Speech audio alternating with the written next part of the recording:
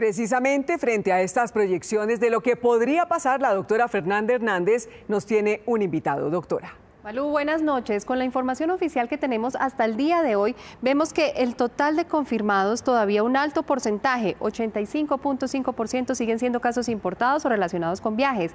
Una cifra que va creciendo es la de los casos en estudio, que alcanza el 14.5%, es decir, casos en los cuales aún no se sabe cuál fue el contacto de riesgo. Las personas no saben cómo se infectaron, quién se los pegó, lo que sugiere la transmisión en la comunidad.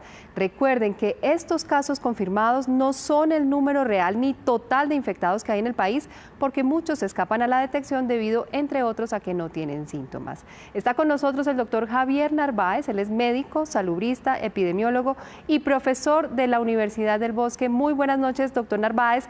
Con estos datos, casos confirmados, que van cada vez en aumento y que van a seguir aumentando, ¿qué podemos decir? ¿En qué momento podríamos estar del brote? Buenas noches, doctora Fernanda. Un placer saludarla a usted y a su audiencia. Bueno, como usted menciona, hay un número que se está incrementando de casos en los cuales es difícil establecer un nexo epidemiológico directo. Esto sugiere, todavía no está confirmado, pero sugiere que podríamos entrar pronto en una etapa donde es necesario mitigar la propagación de la epidemia dentro de la comunidad.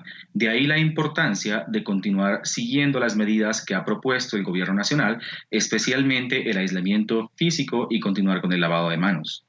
Pasamos de la contención a la mitigación, que son términos de los que hemos escuchado hablar durante todos estos días. Tenemos un escenario oficial proyectado que está en el decreto 417 de la emergencia, con el que se tomaron decisiones, en el que no tuvieron en cuenta intervenciones y además calcularon que una persona con el virus puede producir contagio a 2 o 3 personas. Así las cosas, se estima que cerca de 4 millones de colombianos se infectarán. Un 81% serán casos leves y los casos restantes, que son aproximadamente 738.000, serán casos críticos y severos. ¿Qué podemos concluir? ¿Qué no podemos concluir de esto? Además, hay algo clave fuera de los números y es la velocidad a la que aparecerían estos casos, doctor Narváez.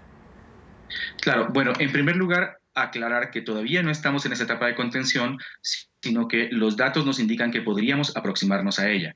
Y también importante asegurar que esta tendencia todavía es reversible. El modelo desarrollado por científicos del Instituto Nacional de Salud, con apoyo de científicos de otras prestigiosas instituciones nacionales e internacionales, presenta uno de varios escenarios posibles. Estos modelos no son fatalistas, no quiere decir que estemos condenados a tener 4 millones de casos de contagios. Al contrario, lo que pretenden hacer estos modelos es ilustrar un escenario posible para guiar mejor las acciones y decisiones que se pueden tomar, con el ánimo de, en primer lugar, tratar de reducir ese número proyectado de casos y, en segundo lugar, tratar de distender en el tiempo el número total de casos, de tal manera que no vivamos una situación crítica como la que se ha descrito, en la cual el número de casos severos puede sobrepasar la capacidad del sistema de salud. Usted ha dicho algo clave y es que esto es una tendencia reversible. Ya tenemos varias medidas implementadas como el aislamiento preventivo obligatorio. ¿Qué se puede esperar frente al impacto de esta medida y al famoso pico del cual se ha venido hablando? Claro, mira, digamos, una epidemia se propaga en la población en la medida en que sujetos infecciosos tienen contacto con sujetos susceptibles.